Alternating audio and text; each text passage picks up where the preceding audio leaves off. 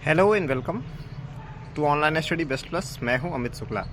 आज हम लोग बात करेंगे यूजीसी में जो रिसेंट जो चेंजेस हुए हैं, हायर एजुकेशन जो इंस्टीट्यूशंस हैं वहां पर upper caste versus lower caste का जो जानबूझ के एक डिवाइड क्रिएट किया जा रहा है उसके बारे में। तो अगर किसी को ये लगता हो कि ये गलती से हो गया है तो ऐसा नहीं है।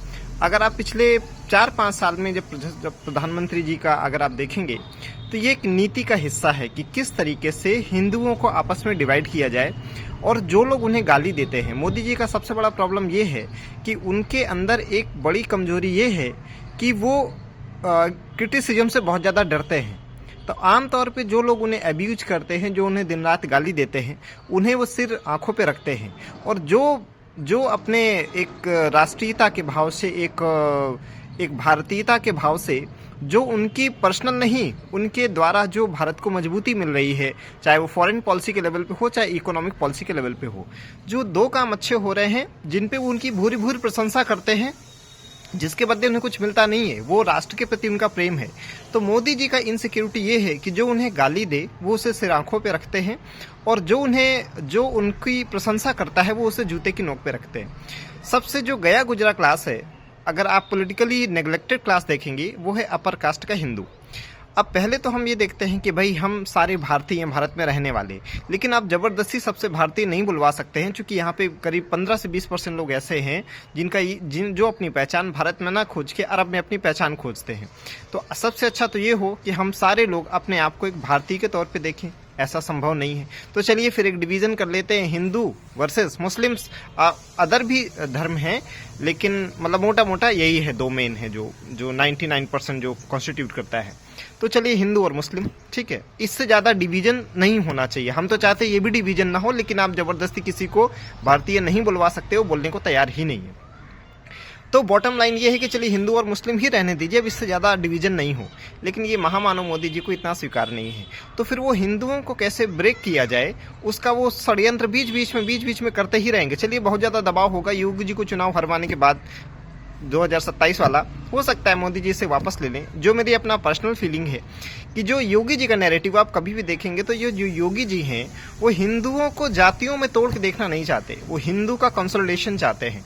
लेकिन जो मोदी जी हैं वो हिंदुओं में डिवीजन क्रिएट करना चाहते हैं, क्योंकि वो उनको सूट करता है। उनको लगता है कि हमको जो अब्यूज करने वाले लोग हैं, अगर हम अपर कास्ट हिंदू को अब्यूज करेंगे, उनको हम थोड़ा नीचा दिखाएंगे, तो ये हमसे खुश हो जाएंगे, शायद हमारी तारीफ में 1-2 वीडियो बना देंगे। तो अपनी प्रशंसा सुनने के लिए वो अपर कास्ट का जो हिंदू है उसको वो बहुत ही सुनियोजित तरीके से नीचा दिखाते हैं। अब जो रिसेंट में चेंज हुए हैं कि अगर प्रत्यक्ष रूप से नहीं, अप्रत्यक्ष रूप से भी SC ST और OBC के क्लास को ऐसा लगता है कि उनको अपमानित किया गया है, जाति सूचक शब्दों के माध्यम से कुछ कहा गया है, तो अप्रत्यक्ष रूप से भी ऐसा अगर उन्हें फील होता है तो जो अपर कास्ट का हिंदू का बच्चा है जो हायर एजुकेशन में पढ़ रहा है, वो उसके खिलाफ केस बना सकते हैं। ताज्जुब की बात यह है कि अगर किसी ने झूठा केस ऐसा किया है तो झूठा केस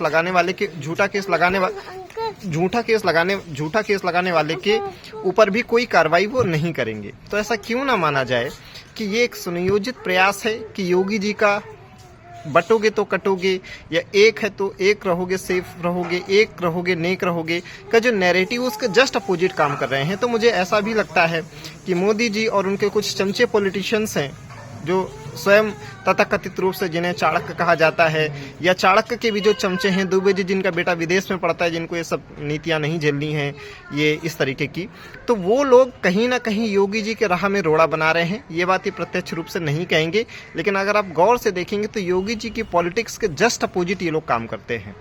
फिर यही वो महामानव हैं मोदी जी, जिन्होंने कभी गौरक्षकों को गुंडा कहा था, और जब 2024 का इलेक्शन आया था तो ये गायों को घास खिला रहे थे। यही वो मोदी जी हैं जिनके समय विश्व हिंदू परिषद कमजोर हुआ है। और इनसे भी एक खतरनाक है DNA एक्सपर्ट हैं। वो DNA एक्सपर्ट को प्रॉब्लम ये है कि वो योगी जी को बार बार हिदायत देते रहते हैं कि हर मंदिर के नीचे मस्जिद ढूंढने का प्रयास ना करें। तो ऐसा नहीं है कि ये कोई एक गलत ऐसे अचानक से हो गया है। ये DNA एक्सपर्ट जो मोहम्मद भागवत जी हैं और मौलाना मोदी जी हैं, जो उनके चमचे तथाकथित जो चाणक्य हैं, और उनके जो फिर चमचे हैं, चमचों के जो चमचे हैं दुबे जी हैं, ये सारे लोगों का एक नीतिगत ये हिस्सा है कि किस तरीके से upper caste versus lower caste, SC ST OBC इस तरीके से बांट के हिंदुओं को तोड़ा जाए।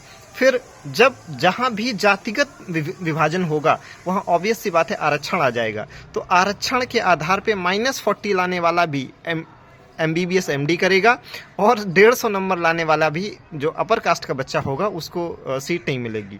तो किस तरह का हम विश्वगुरु बना रहे हैं, जहाँ पे मेरिट को तवज्जो ना देके जाति और आरक्षण को तवज्जो दिया जाएगा, जहाँ पे एक भारत श्रेष्ठ भारत की नीति चला रहे हैं और दूसरी तरफ किस तरीके से हिंदुओं को जातियों में डिवाइड किया जा रहा है, उनको इसका वो पूरा अपना प्रयास कर रहे हैं। फिर जो व्यक्ति इस रेगुलेशन में शामिल था आज उसको पद्मश्री का अवार्ड भी मिला है। तो ये सारा संयोग नहीं हो सकता है, इत्तेफाक नहीं हो सकता है कि ऐसा हो गया। एक नीतिगत ये नीति का हिस्सा है, ठीक है ना, क्योंकि महामानव को लगने लगा है कि वो दिव्य पुरुष हैं और ईश्वर आके ही इंटरवीन करते हैं उनको चुनाव जीतने के लिए, उनको अपर कास्ट हिंदुओं का वोट नहीं चाहिए। तो मेरा ये मानना है कि गौ रक्षकों को गुंडा कहने वाले, विश्व हिंदू परिषद को कमज़ोर करने वाले, उसमें चाहे वो महामानव मोदी जी हों चाहे मोहम्मद भागवत जी हों, इन लोगों ने हिंदुओं का इतना बेड़ा गर्क किया है। योगी जी के राह में इन लोगों ने इतने कांटे बिछाए हैं जिसकी कोई तुलना नहीं है। मैं योगी जी का कोई पेड वर्कर नहीं हूं, बट मुझे भारत की इन लोगों के माध्यम से भारत 2047 तक विकसित राष्ट्र बन सकता है, लेकिन एक विकसित मुस्लिम राष्ट्र बनेगा इसकी पूरी ये चांसेस हैं। सबका विश्वास जीतने का चक्कर में इन्होंने 10 करोड़ घुसपैठिए थे, उसमें से कितने को बाहर निकाला होगा? 200, 400। इनके प्रवक्ताओं से अगर कोई एंकर पूछ लेता है कि आपने निकाले कितना है तो उसमें बखेड़ा खड़ा कर देते हैं। तो लगभग 10 करोड़ घुसपैठिए में से 400 बाहर निकाल दे रहे हैं और आप बता रहे हैं कि एक इंडिया सुपर पावर हो गया है। बांग्लादेश में हिंदू मारे जा रहे हैं, आप क्या कर रहे हो? कुछ नहीं कर पा रहे हो। तो ये झूठा ये जो आत्ममुग्धता है इसे बंद करिए। हमारा जो भारत है एक इकोनॉमिक सुपर पावर हो जाएगा, लेकिन वो हिंदुओं की रक्षा कर पाएगा इसमें बहुत संदेह है, स्पेशली तब तक जब तक कि महामानव मोदी जी रहेंगे। हाँ, इंटरनल सिक्योरिटी के लेवल पे ये एकदम फेल है। कहाँ पे बहुत अच्छा काम भी किया है इन्होंने, इकोनॉमिक लेवल बहुत अच्छा काम किया है और फॉरेन पॉलिसी के लेवल पे भी बहुत अच्छा काम किया है। लेकिन हम कह रहे हैं आप इकोनॉमिक पॉलिसी कितनी अच्छी बनाए, इसे आप विकसित राष्ट्र बना दे 2047 तक, लेकिन विकसित राष्ट्र अगर बने और फिर यहाँ सरिया का कानून आ जाए तो क्या हमारे हित में होगा? जैसे इंग्लैंड का हालत है वैसे ही इस समय भारत का हालत है। दोनों रेडिकल इस्लाम से पीड़ित हैं और दिन पे दिन पीड़ित होते जा रहे हैं। उधर पे ब्रिटेन की गवर्नमेंट जो है उनको पोषित कर रही है और यहाँ पे मोदी जी भी पोषित कर रहे हैं। अब आप कहेंगे कि ये आप कैसे कह रहे हैं? तो देखिए, मुस्लिमों को मजबूत करने के 2 तरीके हैं। या तो आप डायरेक्टली मुस्लिमों को मजबूत करें और दूसरा अप्रत्यक्ष तरीका है कि हिंदुओं को कमज़ोर करते हैं। तो मोदी जी ने बहुत स्मार्ट तरीके से दूसरा तरीका अपनाया है ताकि प्रत्यक्ष तौर पे ऐसा नहीं दिखेगा। आप मंदिर, हम कह रहे हैं आप 10 मंदिर का जीर्णोद्धार करवा दीजिए, लेकिन जो जनसंख्या नियंत्रण है, जो जिस तरीके से डेमोग्राफी चेंज हो रही है, उसके लिए आपने कोई कॉन्क्रीट एफर्ट नहीं किया है। तो हम कह रहे हैं आप 20 इस तरह के मंदिर बनवा दीजिए, ये मंदिर फिर टूट जाएंगे। वो कह रहे हैं कि हम तोड़ देंगे और ये बात सही है कि जहां उनका पॉपुलेशन 30% से ज़्यादा होगा, महामानव जीवित नहीं रहेंगे।